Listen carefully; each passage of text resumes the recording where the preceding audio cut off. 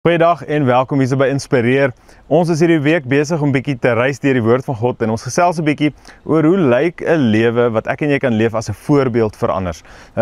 Ek en jy het die plig en die verantwoordelikheid om so te leef dat ons anders leef as die wêreld, maar dat ons werklik leef as 'n voorbeeld.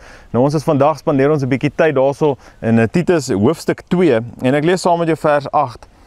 Hy sê maak God se wil op die regte manier bekend. Tree altyd met integriteit op.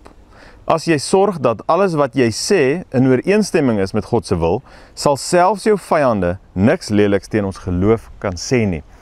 God se wil is sy woord. Hy sê vir ons sy wil, sy woord, dit is die woord wat vlees geword het en tussen ons kom woon het. So wanneer ek en jy alles wat ek sê en alles wat ek doen opweeg teenoor God se wil, teenoor sy woord vir my lewe, dan gebeur daar 'n paar dinge. Eerstens, ek hoef nooit twee keer te wonder of dit wat ek sê en doen die regte ding is nie. Tweedens, ek kan weet dat dit wat ek sê en doen altyd mense in die arms van Christus inlei. So dit maak dat ek werklik 'n voorbeeld is, maar meer as dit die voorbeeld wat Christus wil hê ek moet wees vir mense kan wees. So mag ek en jy daai voorbeeld wees om, soos hy sê, deur met integriteit op te tree, maar mag ons dit wat ons sê en ons doen konstant opweeg teenoor sy woord, sy riglyn wat hy vir ons gee, natuurlik gelei deur sy gees wat inwerk in ons lewe.